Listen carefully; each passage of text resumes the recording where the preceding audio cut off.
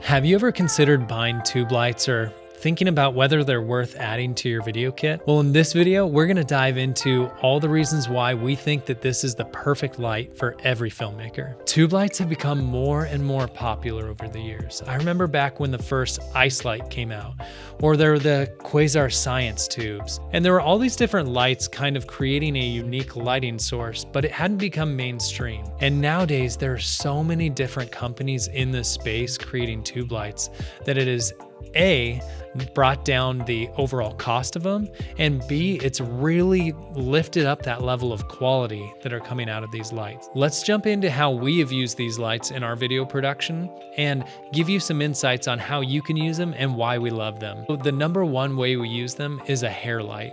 In a lot of the video shoots we've been doing, especially when we're doing interviews, we love to put that tube light right over the top of a subject. And we typically are doing a color temperature that is slightly warmer than our key light. We like to have the hair light be a little bit warmer to give you that separation. The second way that we've used these lights is for scene lighting. Like in this scene, we've put two of these tube lights to give an ambiance or a feel or a vibe to this scene.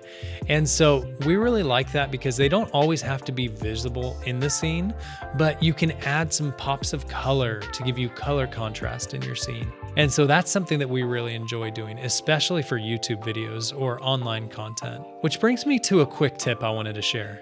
The first time we ever used lights like these, we had the Astera Titan tubes. We ended up not really realizing that you need to bring the intensity of the light down if you're going to be using RGB lights. If the intensity is really high, it'll start looking more like a white light than it'll actually show the color you're looking for. They aren't necessarily supposed to be illuminating the scene a bunch, but more supposed to add that color to the scene. The third way we use these lights are for product videos. One of our favorites is with our Godox TL60s, we like to hold it because it's super comfortable to hold.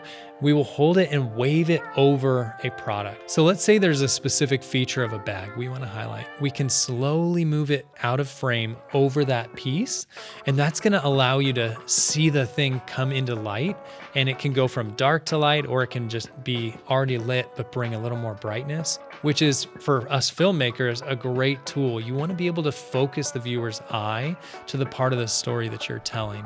And the fourth and final way that we love to use these is to create a vibe in the scene we're in. But another shoot that we did a while back for our client Vessel, we were shooting a new golf bag with a color line called Citrine. And that one was all about this yellow colorway they were doing. And so to bring it to life, we had rented those Astera Titan tubes. We had 8 of these lights and we put them in that yellow color.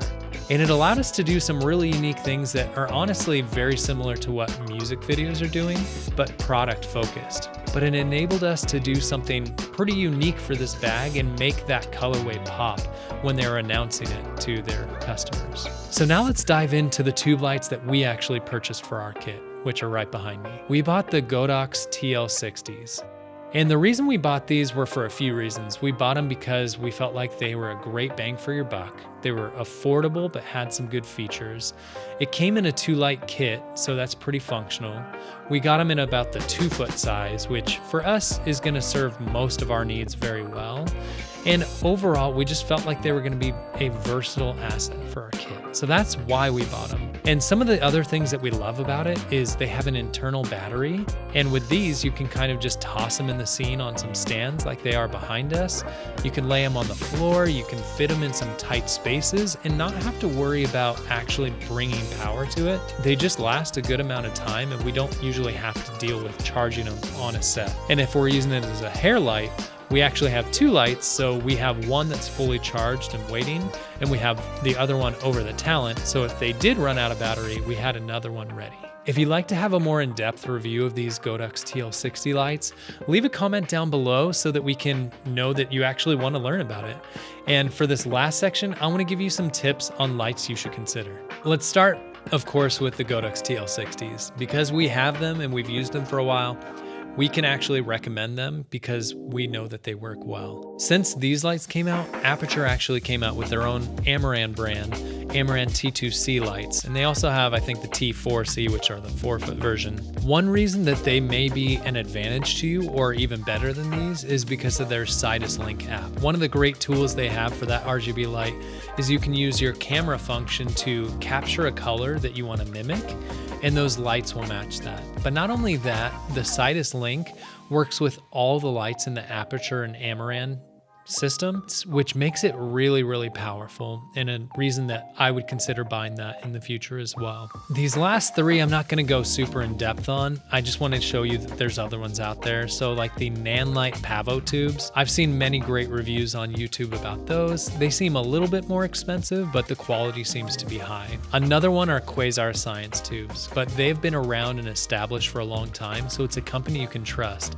They are a bit more expensive, especially if you want the RGB lights, but they are really, really well made. And then lastly, if you want to spend $8,000+ on some tube lights, like I know you do, you can get the Astera Titan tubes.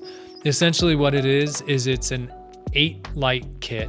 They're each 4 feet long. They come in this giant Pelican style case, but they recharge in the case. They're RGB.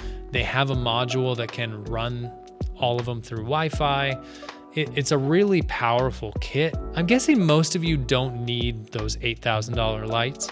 And if you do, you can rent them like I did, and that works great. So those are some different tube lights that you can consider, and hopefully those will be helpful for you as you start to do your research on what's going to be the best tube light for your kit. So I highly recommend adding one or a few to your kit. Now, if you want to learn about equipment that we wish we didn't buy, make sure you check out this other video here, and we'll see you in the next video. Thanks, guys.